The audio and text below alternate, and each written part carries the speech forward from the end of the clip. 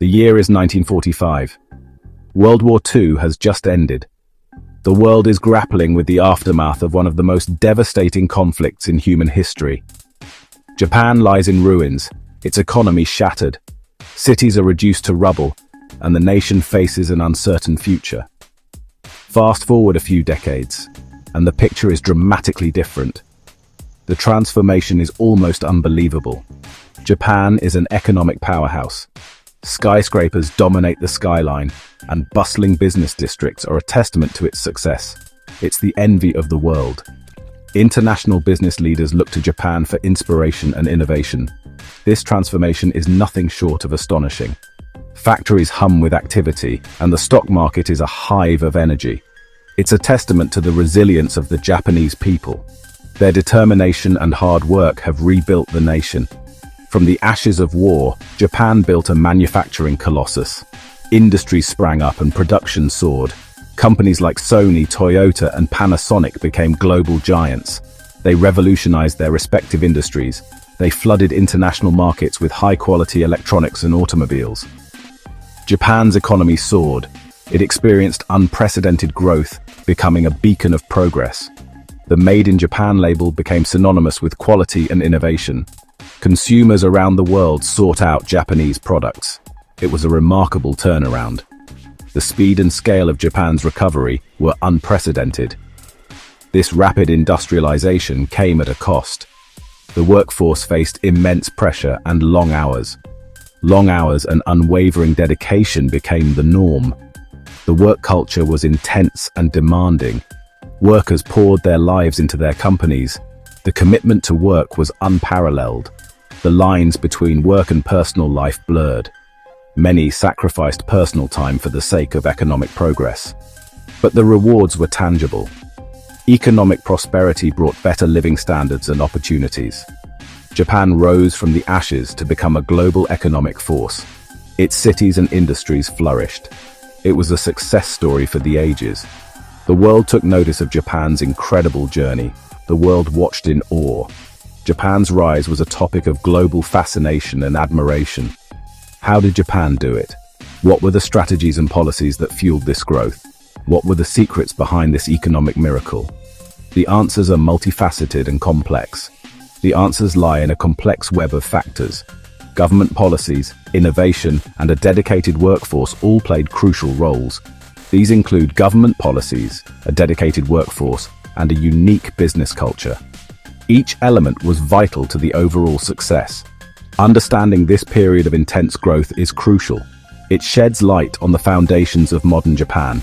It provides context for the challenges Japan faces today. The legacy of this era is still felt in contemporary society. The seeds of future problems were often sown during these heady boom years. Rapid growth brought both opportunities and challenges. At the heart of Japan's economic miracle lay a distinctive business structure, the Keiretsu system. This system was a unique web of interlinked companies, with banks at the center, creating a tightly knit network. Imagine a tightly knit web of companies, with banks at the center. These banks provided the financial backbone, ensuring stability and growth. These companies own shares in one another, creating a complex web of mutual ownership and shared interests. They prioritize doing business with each other, fostering a sense of loyalty and mutual support. This creates a powerful network of interdependence, where companies are deeply connected and reliant on one another. It fosters loyalty and stability, ensuring that companies can weather economic storms together. It's a far cry from the cutthroat competition of the Western world, where companies often operate in isolation. The Keiretsu system fueled Japan's post-war growth. It provided stability. It encouraged long-term planning and investment. Companies within a Keiretsu could access easy financing from their affiliated banks, ensuring a steady flow of capital. They faced less pressure from shareholders, allowing them to focus on long-term goals rather than short-term profits. This allowed them to focus on growth and innovation, driving Japan's technological advancements and industrial prowess. The system seemed to be working like a well-oiled machine, propelling Japan to the forefront of the global economy. However, cracks began to appear in the seemingly impenetrable facade of the Keiretsu system. Critics argued that it stifled competition and innovation, leading to a lack of dynamism in the economy. Companies became complacent, shielded from the need to constantly adapt and evolve in a rapidly changing world. The system also bred a culture of cronyism and a lack of transparency, which hindered accountability and progress. These issues would come back to haunt Japan as the economy faced new challenges and pressures. As Japan's economy matured, the limitations of the keiretsu system became increasingly apparent, revealing its inherent weaknesses. The system that had once been a source of strength was now seen by some as an obstacle to continued growth and innovation. Japan needed to adapt to a changing global landscape, embracing new ideas and approaches to remain competitive. The question was, could it break free from the comfortable confines of the keiretsu system and chart a new path forward? The answer would prove to be complex and elusive, as Japan grappled with the challenges of transformation and renewal. The 1980s witnessed a Japan drunk on success. The economy boomed, driven by rapid industrial growth and technological advancements. Real estate and stock prices skyrocketed, creating an atmosphere of unprecedented prosperity. It seemed like the good times would never end. The streets were alive with energy, and optimism was in the air. But beneath the surface, trouble was brewing. The rapid growth masked underlying vulnerabilities.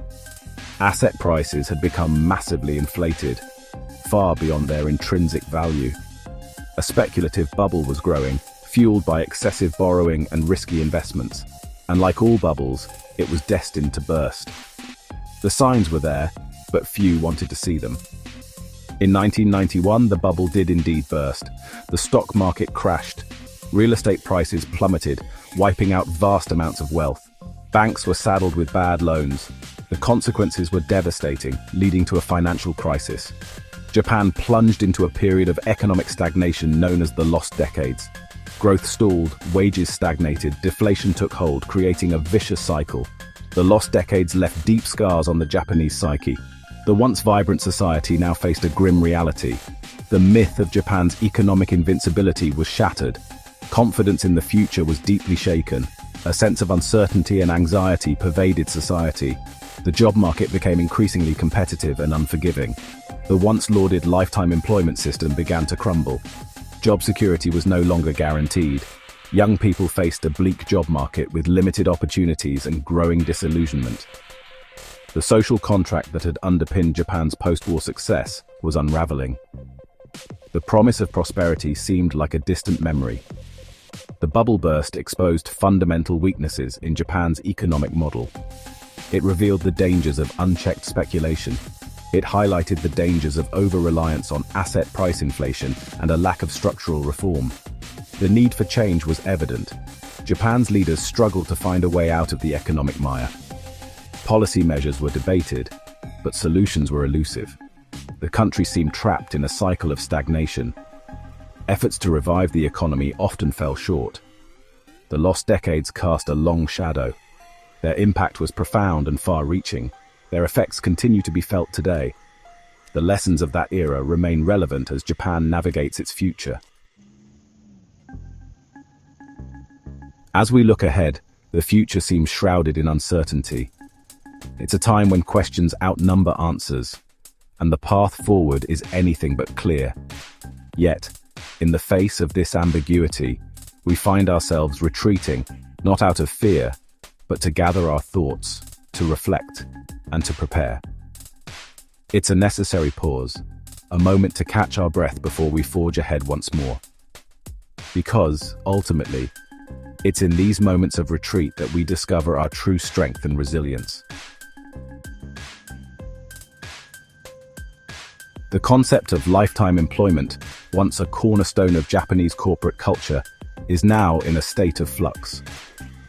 With economic pressures mounting, companies are re-evaluating their long-standing commitments to employees.